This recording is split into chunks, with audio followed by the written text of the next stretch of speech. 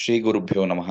ಇವತ್ತು ನಾನು ಪ್ರಾತಸ್ಮರಣೀಯರಾದಂತಹ ಶ್ರೀ ಶಿವಂ ಗುರೂಜಿಯವರ ಪಾದಾರವಿಂದಗಳಿಗೆ ನಮಿಸುತ್ತಾ, ಜಾತಕದ ಪ್ರಕಾರ ಶೇರ್ ಮಾರುಕಟ್ಟೆಯಲ್ಲಿ ಯಾರೆಲ್ಲ ಇನ್ವೆಸ್ಟ್ ಮಾಡಬಹುದು, ಎಷ್ಟು ಪರ್ಸೆಂಟ್ ಇನ್ವೆಸ್ಟ್ ಮಾಡಬಹುದು, ಹೇಗೆ ಲಾಭ ಗಳಿಸಬಹುದು ಅನ್ನೋದ್ರ ಬಗ್ಗೆ ನಾನು ಮಾತಾಡೋದಕ್ಕೆ ಹೋಗ್ತಾ ಇದ್ದೀನಿ.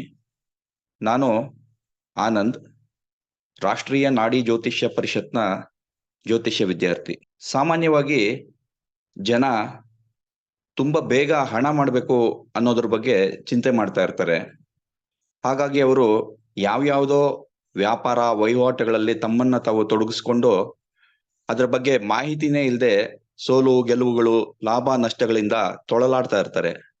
ಅದೇ ತರಹ ಎಲ್ಲಾ ಜನಕ್ಕೂ ಭಾರತದ ಷೇರು ಮಾರುಕಟ್ಟೆ ಬಗ್ಗೆ ವಿಶೇಷವಾದಂತ ಆಸಕ್ತಿ ಮತ್ತೆ ಉತ್ಸಾಹ ಕೂಡ ಇರುತ್ತೆ. ಕಾರಣ ಏನಂದ್ರೆ, ಇಲ್ಲಿ ಹೆಚ್ಚಿನ ಜನ ಕಡಿಮೆ ಸಮಯದಲ್ಲಿ ಲಾಭ ಗಳಿಸಬಹುದು ಅನ್ನೋ ಒಂದು ಉದ್ದೇಶ ಇಟ್ಕೊಂಡಿರ್ತಾರೆ. ಹಾಗೇನೆ ಇಲ್ಲಿ ತುಂಬಾ ಜನ ಲಾಭನೂ ಪಡ್ಕೊಂಡಿದ್ದಾರೆ, ನಷ್ಟವನ್ನು ಅನುಭವಿಸಿದ್ದಾರೆ. ಲಾಭ ಪಡೆದವರಿಗಿಂತ ನಷ್ಟ ಅನುಭವಿಸುವುದರ ಅವರ ಜನಸಂಖ್ಯೆನೇ ಜಾಸ್ತಿ ಅಂತ ಹೇಳ್ಬೋದು. ಯಾಕೆ ಈ ತರ ನಷ್ಟ ಅನುಭವಿಸ್ತಾರೆ ಅಂತ ಹೇಳೋದಾದ್ರೆ, ಈ ಜನಗಳಿಗೆ ಆ ಒಂದು ಷೇರು ಮಾರುಕಟ್ಟೆ ಬಗ್ಗೆ ಪರಿಪೂರ್ಣವಾದ ಮಾಹಿತಿ ಇಲ್ಲದೆ ಇರುವಂತದ್ದು. ಯಾವ ತರ ಮಾಹಿತಿಗಳು ಅಂತ ಹೇಳಿದ್ರೆ, ಸಾಮಾನ್ಯವಾಗಿ ಜಾತಕಕ್ಕೆ ಸಂಬಂಧಪಡೋ ತರ ಮಾತಾಡೋದಾದ್ರೆ, ಬುಧ ಗ್ರಹರು ಫಂಡಮೆಂಟಲ್ ಅನಾಲಿಸಿಸ್ಗೆ ಕಾರಕರಾಗ್ತಾರೆ. ಫಂಡಮೆಂಟಲ್ ಅನಾಲಿಸಿಸ್ ಅಂತ ಹೇಳಿದ್ರೆ, ಯಾವುದೇ ಶೇರ್ ತಗೊಂಡ್ರೆ ಅದರ ಬೇಸಿಕ್ ಡೀಟೇಲ್ಸ್ ನ ಹೇಗೆ ತಿಳ್ಕೋಬೇಕು, ಹೇಗೆ ಮುಂದುವರಬೇಕು, ಇದಲ್ಲದೆ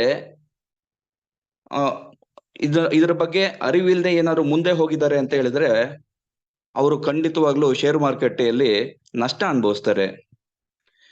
ಅದೇ ತರಹ ಜಾತಕದಲ್ಲಿ ಬುಧ ಗ್ರಹರೇನಾದ್ರೂ ಕೆಟ್ಟಿದ್ರೆ ಅಂತಹ ಜಾತಕರಿಗೆ ಫಂಡಮೆಂಟಲ್ ಅನಾಲಿಸಿಸ್ ಬಗ್ಗೆ ಅರ್ಥ ಆಗಲ್ಲ, ಮತ್ತೆ ಆ ಅನಾಲಿಸಿಸ್ ನ ಮಾಡೋದಕ್ಕೂ ಬರಲ್ಲ. ಹಾಗಾಗಿ ಅವರಿಗೆ ಫಂಡಮೆಂಟಲ್ ಅನಾಲಿಸಿಸ್ ನ ಚೆನ್ನಾಗಿ ಅರ್ಥ ಮಾಡಿಕೊಂಡು ಮುಂದುವರೆದ್ರೆ ಅವರು ಶೇರ್ ಮಾರುಕಟ್ಟೆಯಲ್ಲಿ ಅವರು ಅಂದುಕೊಂಡಂತಹ ಲಾಭವನ್ನ ಪಡಿಬಹುದು. ಅದೇ ತರಹ ಟೆಕ್ನಿಕಲ್ ಅನಾಲಿಸಿಸ್ಗೆ ಕುಜಗ್ರಹರು ಕೂಡ ಕಾರಕರಾಗ್ತಾರೆ. ಜಾತಕದಲ್ಲಿ ಕುಜಗ್ರಹರೇನಾದ್ರು ಕೆಟ್ಟಿದ್ರೆ ಅಂತಹವರು ಟೆಕ್ನಿಕಲ್ ಅನಾಲಿಸಿಸ್ ನ ಸರಿಯಾಗಿ ಮಾಡಕ್ ಬರಲ್ಲ. ಹಾಗಾಗಿ ಜಾತಕದಲ್ಲಿ ಕುಜಗ್ರಹರೇನಾದ್ರು ಕೆಟ್ಟಿರುವಂತ ಜಾತಕರು ಟೆಕ್ನಿಕಲ್ ಅನಾಲಿಸಿಸ್ ಬಗ್ಗೆ ಪರಿಪೂರ್ಣವಾದಂತಹ ಮಾಹಿತಿಯನ್ನ ಪದೇ ಪದೇ ಓದಿ ತಿಳ್ಕೊಂಡು ಮುಂದುವರೆದ್ರೆ ಅವ್ರಿಗೆ ಒಂದಷ್ಟು ಲಾಭಗಳು ಕೂಡ ಸಿಗುತ್ತೆ. ಮತ್ತೆ ಲಾಭಕ್ಕೆ ಮತ್ತೆ ಹಣ ಗಳಿಸೋದಕ್ಕೆ ಕಾರಕ ಆದಂತಹ ಗುರುಗ್ರಹರು ಏನಾದರೂ ಜಾತಕದಲ್ಲಿ ಕೆಟ್ಟಿದ್ರೆ ಅವರು ಸ್ಟಾಕ್ ಮಾರ್ಕೆಟ್ ಆಸ್ಟ್ರಾಲಜಿ ಬಗ್ಗೆ ಹೆಚ್ಚಿನ ಮಾಹಿತಿಯನ್ನ ಪಡ್ಕೊಂಡು ಆ ನಂತರ ಅವರು ಸ್ಟಾಕ್ ಮಾರ್ಕೆಟ್ ಅಲ್ಲಿ ಇನ್ವೆಸ್ಟ್ ಮಾಡೋದ್ರಿಂದ ಅವ್ರಿಗೊಂದಷ್ಟು ಲಾಭಾಂಶಗಳು ಕೂಡ ಸಿಗುತ್ತೆ. ಮುಂದೆ ಹೋಗೋದಾದ್ರೆ, ಶುಕ್ರ ಗ್ರಹರು ಹೂಡಿಕೆಗೆ ಕಾರಕರು.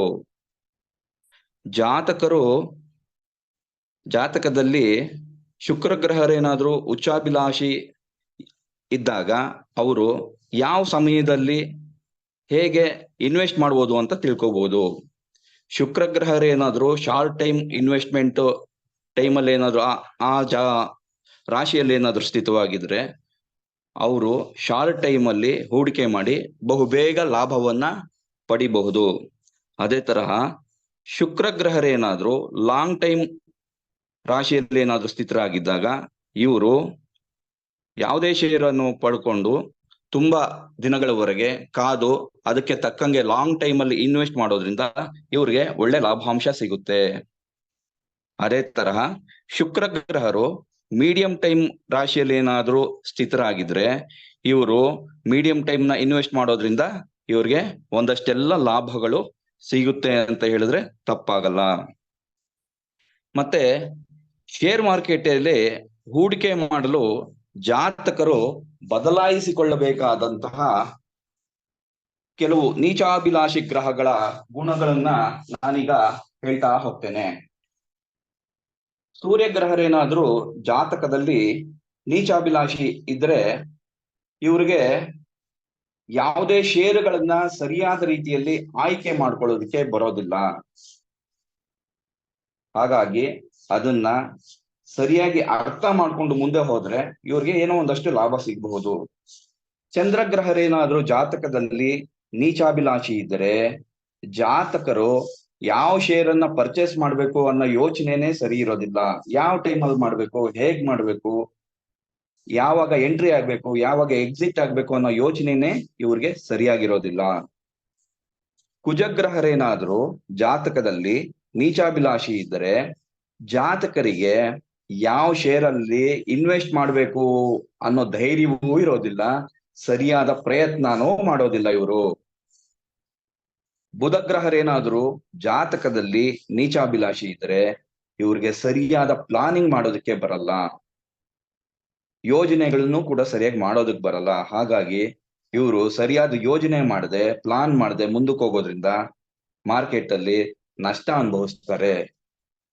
ಗುರುಗ್ರಹರು ಜಾತಕದಲ್ಲಿ ಏನಾದ್ರು ನೀಚಾಭಿಲಾಷಿ ಇದ್ರೆ ಇವ್ರಿಗೆ ನಾಲೆಜೇ ಇರಲ್ಲ, ಆ ಶೇರ್ ಮಾರ್ಕೆಟ್ ಬಗ್ಗೆ ಜ್ಞಾನನೇ ಇರಲ್ಲ, ತುಂಬಾ ಕೊರತೆ ಇರುತ್ತೆ, ನಂಬಿಕೆ ಕಡಿಮೆ ಇರುತ್ತೆ. ಹಾಗಾಗಿ ಆ ಶೇರ್ ಮಾರುಕಟ್ಟೆ ಬಗ್ಗೆ, ಆ ಷೇರುಗಳ ಬಗ್ಗೆ, ಆ ಕಂಪನಿಗಳ ಬಗ್ಗೆ ಸರಿಯಾದ ಜ್ಞಾನವನ್ನ ಇವರು ಪಡ್ಕೊಂಡು ಮುಂದೆ ಹೋಗೋದ್ರಿಂದ ಇವ್ರಿಗೆ ಲಾಭ ಸಿಗುತ್ತೆ. ಅದೇ ತರಹ ಶುಕ್ರ ಗ್ರಹರೇನಾದ್ರು ಜಾತಕದಲ್ಲಿ ನೀಚಾಭಿಲಾಷಿ ಇದ್ರೆ ಇವ್ರಿಗೆ ಯಾವ ಕಂಪನಿ ಮೇಲೆ, ಯಾವ ಶೇರ್ ಮೇಲೆ ಇನ್ವೆಸ್ಟ್ ಮಾಡ್ಬೇಕು ಅನ್ನೋ ಐಡಿಯಾನೇ ಇರಲ್ಲ. ಹಾಗಾಗಿ ಅದ್ರ ಬಗ್ಗೆನೂ ಕೂಡ ಮಾಹಿತಿ ತಿಳ್ಕೊಂಡು ಮುಂದೆ ಹೋಗ್ಬೇಕು. ಶನಿಗ್ರಹರೇನಾದ್ರೂ ಜಾತಕದಲ್ಲಿ ನೀಚಾಭಿಲಾಷಿ ಇದ್ರೆ ಇವರು ಸರಿಯಾದ ನಿರ್ಧಾರಗಳನ್ನ ಸರಿಯಾದ ಸಮಯಕ್ಕೆ ತಕ್ಕಂಗೆ ತೆಗೆದುಕೊಳ್ಳೋದಕ್ಕೆ ಬರೋದಿಲ್ಲ. ಹಾಗಾಗಿ ಅಲ್ಲೂ ಕೂಡ ಇವರು ತೊಂದರೆ ಅನುಭವಿಸ್ತಾರೆ. ನಿರ್ಧಾರಗಳನ್ನ ಸರಿಯಾಗಿ ತೆಗೆದುಕೊಳ್ಳೋದ್ರಿಂದ ಇವರು ಶೇರ್ ಮಾರುಕಟ್ಟೆಯಲ್ಲಿ ಒಂದಷ್ಟೆಲ್ಲ ಲಾಭಗಳನ್ನ ಗಳಿಸಬಹುದು ಅಂತ ಹೇಳಿದ್ರೆ ತಪ್ಪಾಗಲ್ಲ. ಅದೇ ತರಹ ಜಾತಕರು ಉಚ್ಚಾಭಿಲಾಷಿ ಗ್ರಹಗಳ ಯಾವ ಸೆಕ್ಟರ್ ನಲ್ಲಿ ಶೇರ್ ಮಾರ್ಕೆಟ್ ಅಲ್ಲಿ ಗ್ರಹಗಳ ಸಾಮರ್ಥ್ಯಕ್ಕೆ ಅನುಗುಣವಾಗಿ ಹೂಡಿಕೆ ಮಾಡಬೇಕು ಅಂತ ನಾನು ಹೇಳ್ತಾ ಹೋಗ್ತೇನೆ. ಈಗ ಜಾತಕ ನೋಡುವುದಾದ್ರೆ ಇವರ ಜಾತಕದಲ್ಲಿ, ಈ ಜಾತಕದಲ್ಲಿ ಸೂರ್ಯಗ್ರಹರು ಉಚ್ಚಾಭಿಲಾಷಿ ಇರ್ತಾರೆ. ಸೂರ್ಯಗ್ರಹರು ವೃಶ್ಚಿಕ ರಾಶಿಯಲ್ಲಿ ಸ್ಥಿತರಾಗಿರುವುದರಿಂದ ಇವರು 34% ಶೇರು ಮಾರುಕಟ್ಟೆಯಲ್ಲಿ ಲಾಭವನ್ನ ಪಡಿತಾರೆ ಅಂತ ಹೇಳ್ಬಹುದು. ಇವರು ಸೂರ್ಯಗ್ರಹ ಉಚ್ಚಾಭಿಲಾಷಿ ಇರೋದ್ರಿಂದ ಇವರು ಕೆಲವೊಂದು ಸೆಕ್ಟರ್ಸ್ ಅಲ್ಲಿ ಇನ್ವೆಸ್ಟ್ ಮಾಡಬಹುದು. ಆ ಸೆಕ್ಟರ್ ಗಳನ್ನ ನಾನು ಹೇಳ್ತಾ ಹೋಗ್ತೇನೆ.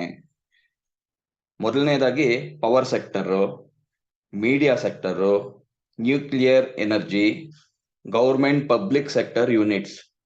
ಅದೇ ತರ ಕೆಲವೊಂದು ಕಮಾಡಿಟೀಸ್ ಮತ್ತೆ ಮೆಟಲ್ಸ್ ಗಳಲ್ಲೂ ಕೂಡ ಇವರು ಇನ್ವೆಸ್ಟ್ ಮಾಡಬಹುದು. Gold, copper, bronze, gun metal, granite, Ruby, fire arms, ಈ ತರ ಹೆಚ್ಚಿನ ವಿಷಯಗಳಲ್ಲಿ ಇವರು ಇನ್ವೆಸ್ಟ್ ಮಾಡಬಹುದು. ಅದೇ ತರಹ ಇವರ ಜಾತಕದಲ್ಲಿ ಶುಕ್ರಗ್ರಹರು ಕೂಡ ಉಚ್ಚಾಭಿಲಾಷಿ ಇರೋದ್ರಿಂದ, ಶುಕ್ರಗ್ರಹರು ಕೂಡ ವೃಶ್ಚಿಕ ರಾಶಿಯಲ್ಲಿ ಸ್ಥಿತರಾಗಿರುವುದರಿಂದ ಇವರಿಗೆ 51% ಇವರಿಗೆ ಲಾಭಾಂಶ ಆಗುತ್ತೆ. ಹೇಗಾಗುತ್ತೆ ಅಂತ ಹೇಳಿದ್ರೆ, ಈ ನಾನು ಹೇಳುವಂತ ಸೆಕ್ಟರ್ ಅಲ್ಲಿ ಇನ್ವೆಸ್ಟ್ ಮಾಡೋದ್ರಿಂದ diamond, gems and jewellery, fashion, media, entertainment, hospitality, travel and tourism, FMCG product, banking ಮತ್ತೆ ಫೈನಾನ್ಸ್, ಈ ತರ ಇನ್ನು ಹೆಚ್ಚು ಸೆಕ್ಟರ್ ಗಳಲ್ಲಿ ಇನ್ವೆಸ್ಟ್ ಮಾಡೋದ್ರಿಂದ ಇವ್ರಿಗೆ 51% ಲಾಭಾಂಶ ಸಿಗುತ್ತೆ.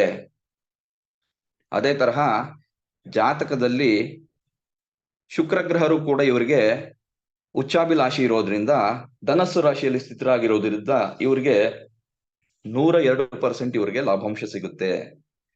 ಹಾಗಾಗಿ ಇವರು health care, capital goods, automobiles, pharmaceuticals, cements, infrastructure, steel and metal sector ಅಲ್ಲಿ ಇನ್ವೆಸ್ಟ್ ಮಾಡೋದ್ರಿಂದ ಇವ್ರಿಗೆ ಒಳ್ಳೆ ಲಾಭಾಂಶ ಸಿಗುತ್ತೆ. ಜೊತೆಗೆ copper, steel, crude oil, coral, gunpowder, firearms, explosive spices, cloves and ಟೊಬ್ಯಾಕೋದಲ್ಲಿ ಇನ್ವೆಸ್ಟ್ ಮಾಡೋದ್ರಿಂದ ಇವ್ರಿಗೆ ಒಳ್ಳೆ ಲಾಭಾಂಶ ಸಿಗುತ್ತೆ ಅಂತ ಹೇಳಬಹುದು. ಯಾವಾಗ ಸಿಗುತ್ತೆ ಅಂತ ಹೇಳೋದಾದ್ರೆ, ಸಾಮಾನ್ಯವಾಗಿ ಗುರುಗಳು ಹೇಳ್ಕೊಟ್ಟಿರುವ ಪ್ರಕಾರ ಗೋಚಾರದಲ್ಲಿ ಗುರುಗ್ರಹರ ಸಂಚಾರವಾದಾಗ ಯಾವಾಗ ಸಂಚಾರ ಆಗುತ್ತೆ? ಜಾತಕದ ಸೂರ್ಯಗ್ರಹರ ಮೇಲೆ ಗೋಚಾರದ ಗುರುಗ್ರಹರು 159 ರಾಶಿಯಲ್ಲಿ ಸಂಚಾರ ಆದಾಗ ಇವರು ಶೇರ್ ಮಾರ್ಕೆಟ್ ಅಲ್ಲಿ ಒಳ್ಳೆ ಲಾಭಾಂಶವನ್ನ ಪಡಿತಾರೆ. ಅದೇ ತರಹ ಜಾತಕದಲ್ಲಿ ಉಚ್ಚಗ್ರಹರಾದಂತ ಶುಕ್ರಗ್ರಹರ ಮೇಲೆ ಗೋಚಾರದ ಗುರುಗ್ರಹರು 159 ರಾಶಿಯಲ್ಲಿ ಸಂಚಾರ ಆಗುವಂತ ವರ್ಷಗಳಲ್ಲಿ ಇವರು ಇನ್ವೆಸ್ಟ್ ಮಾಡೋದ್ರಿಂದ ಆ ಸಮಯದಲ್ಲೂ ಕೂಡ ಇವ್ರಿಗೆ ಒಳ್ಳೆ ಲಾಭಾಂಶ ಸಿಗುತ್ತೆ. ಹಾಗೇನೆ ಜಾತಕದಲ್ಲಿ ಉಚ್ಚಗ್ರಹರಾದಂತಹ ಕುಜಗ್ರಹರ ಮೇಲೆ ಗೋಚಾರದ ಗುರುಗ್ರಹರು ಕೂಡ 159 ರಾಶಿಯಲ್ಲಿ ಸಂಚಾರ ಮಾಡೋದ್ರಿಂದ ಇವ್ರಿಗೆ ಆ ಸಮಯದಲ್ಲೂ ಕೂಡ ಇನ್ವೆಸ್ಟ್ ಮಾಡೋದ್ರಿಂದ ಇವ್ರಿಗೆ ಒಳ್ಳೆ ಲಾಭಾಂಶ ಸಿಗುತ್ತೆ ಅಂತ ಹೇಳ್ಬೋದು. ಇಷ್ಟೆಲ್ಲ ಮಹಾನ್ ವಿಷಯಗಳನ್ನ ಹೇಳಿಕೊಟ್ಟಂತಹ ಶಿವಂ ಗುರೂಜಿಯವರ ಪಾದಾರವಿಂದಗಳಿಗೆ ನಮಿಸುತ್ತಾ ಈ ನನ್ನ ಮಾತನ್ನ ಮುಗಿಸ್ತಾ ಇದ್ದೇನೆ. ನಮಸ್ಕಾರ.